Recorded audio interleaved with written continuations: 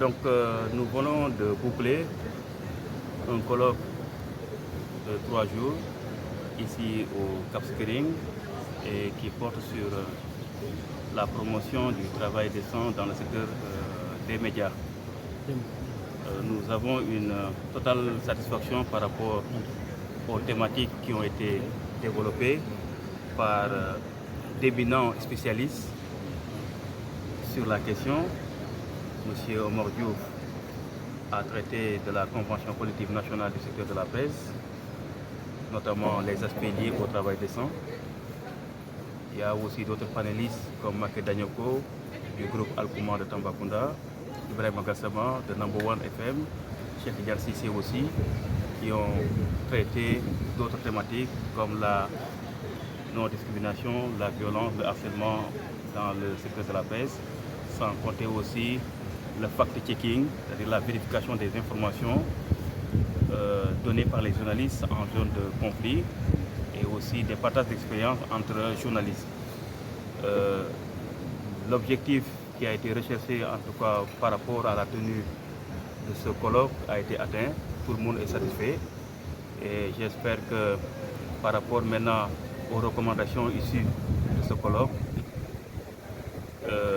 il y aura quand même un changement de comportement par rapport à la condition du travailleur des médias, que ce soit le journaliste, que ce soit les techniciens, que ce soit aussi les employés du secteur de la presse.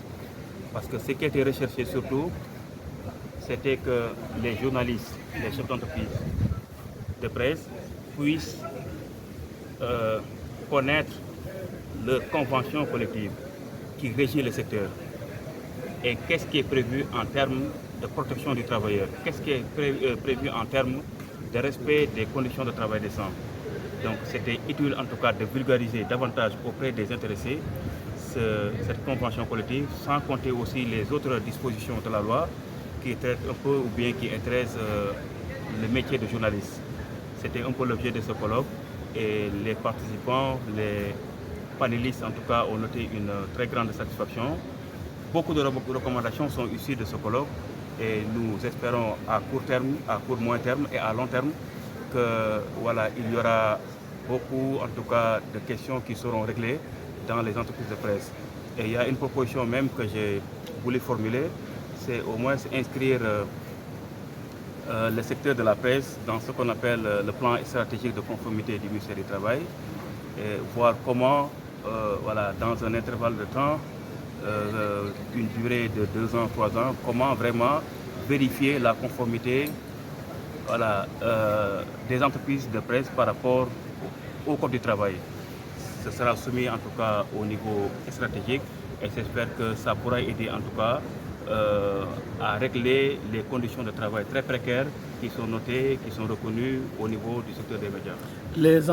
Les patrons de presse peinent à appliquer convenablement la convention collective pour des raisons qu'ils avancent comme quoi ils n'ont pas les moyens financiers. C'est en tout cas le caractère précaire quand même de l'environnement du secteur qui fait qu'ils ne mobilisent pas les moyens suffisamment en même de pouvoir mettre les emplois dans les meilleures conditions.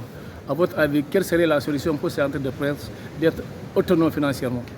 Le diagnostic qui a été fait concernant les conditions de travail de la presse, qui a été fait par vous-même, par les journalistes, par les patrons de presse, c'est qu'on note vraiment l'absence de formalisation des relations de travail. Dans le secteur de la presse, rares sont les journalistes, techniciens des médias employés qui ont des contrats de travail. Rares sont les employés, les journalistes techniciens des secteurs de médias qui sont affiliés auprès des institutions de prévention sociale, que ce soit l'IPM, que ce soit la Caisse de sécurité sociale, que ce soit l'IPRES. Par rapport aussi à la rémunération, vous voyez que le barème des salaires prévus par la Convention collective nationale du secteur de la presse n'est pas respecté. Beaucoup de journalistes font des heures supplémentaires qui ne sont pas payées. Beaucoup de journalistes travaillent sans rémunération, en tout cas décente, sans bulletin de salaire, sans déclaration, donc sans protection sociale. C'est sur ces questions-là qu'on a échangé. Il est vrai, les entreprises de presse ont évoqué des difficultés liées au modèle économique parce que les ressources de la presse proviennent généralement, si ce n'est pas l'aide à la presse, soit c'est des publicités, soit c'est des avis des communiqués, soit aussi c'est des temps d'antenne. Et les recettes issues en tout cas de ces volets ne permettent pas en tout cas de faire face aux charges. Donc c'est pourquoi je crois qu'il faut une réflexion globale parce que ça ne les déduit pas, ça ne les dispense pas du respect de la réglementation. Ce n'est pas parce que tu es dans des difficultés financières, tu as du mal à avoir des recettes, que tu ne dois pas respecter la réglementation du travail.